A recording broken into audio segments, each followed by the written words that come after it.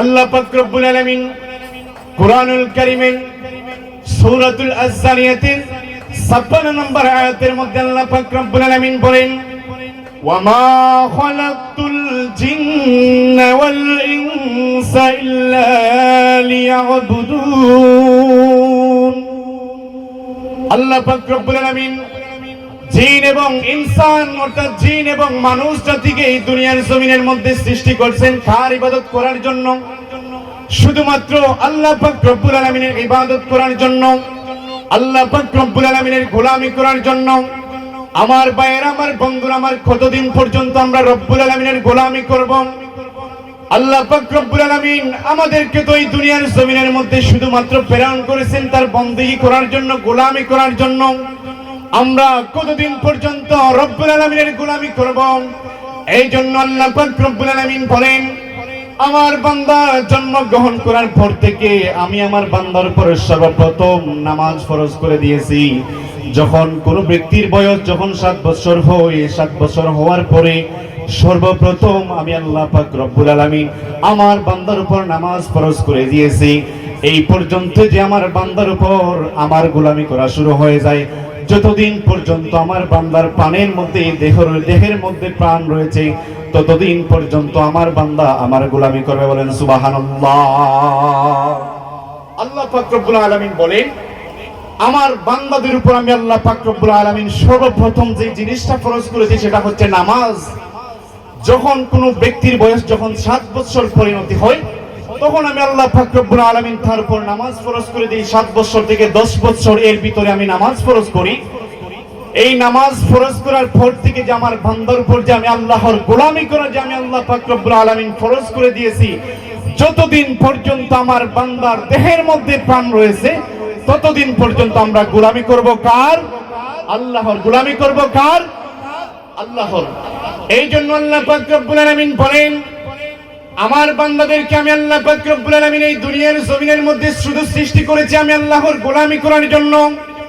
কিন্তু আমরা কয়জন আজকে আমাদের বুকের মধ্যে হাত দিয়ে বলতে পারবো আমরা আল্লাহ পাক রব্বুল আলামিনের গোলামি করতে যাচ্ছি? যেমন আল্লাহ পাক রব্বুল আলামিন আমাদের উপরে সর্বপ্রথম নামাজকে ফরজ করে দিয়েছেন, আমরা কয়জনে বলতে পারবো আমরা সর্বপ্রথম নামাজ পড়ি? আজকে আমরা কয়জনে বলতে পারবো আমরা সময় মতো নির্ধারিত সময় আমরা 5 ওয়াক্ত নামাজ পড়ি? কেউ আমরা বলতে পারবো না। বুকের মধ্যে হাত দিয়ে আমরা কেউ বলতে পারবো না যে আমরা সময় মতো নামাজ পড়ি। তাহলে কি এটা আল্লাহর গোলামি করা কি আমাদের পক্ষে পরিপূর্ণভাবে আদায় হচ্ছে? কখনোই আদায় হয়ে যায় না।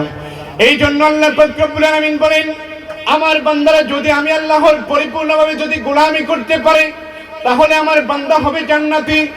আর যদি আমার বান্দা আমি আল্লাহর যদি পরিপূর্ণ গোলামি করতে যদি না পারে, এই দুনিয়ার জমিন থেকে যদি আমার বান্দা যদি বেঈমান হয়ে যদি মারা যায় তাহলে আমার বান্দা হবে জাহান্নামী।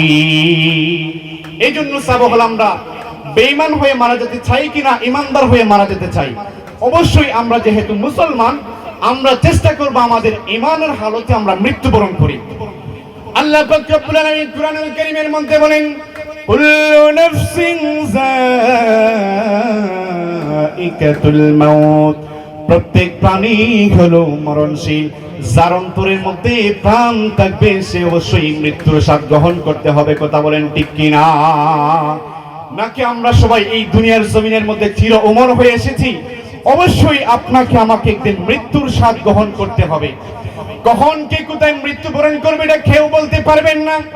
আপনি আজকে আমি মাহফিলের মধ্যে আসতে পেরেছি, এই মাহফিল থেকে যে আমরা বাড়ি পর্যন্ত হেঁটে যাব এই গ্যারান্টিটুকু আল্লাহ পাক রব্বুল আলামিন আমাদেরকে দেন নাই।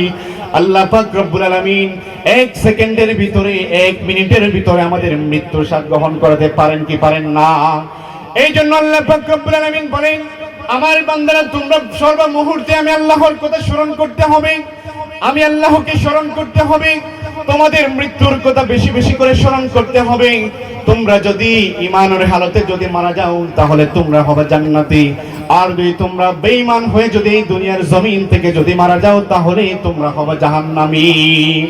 আমরা ঈমানের হালতে মরতে চাই না, বেঈমান হয়ে আমরা মরতে চাই। সাহাবাগণ বলেন, অবশ্যই আমরা যেহেতু মুসলমান তাহলে আমরা ঈমানের হালতে আমাদের প্রত্যেকের মৃত্যু অবধারিত যেন হয়। সবাই বলেন আমিন।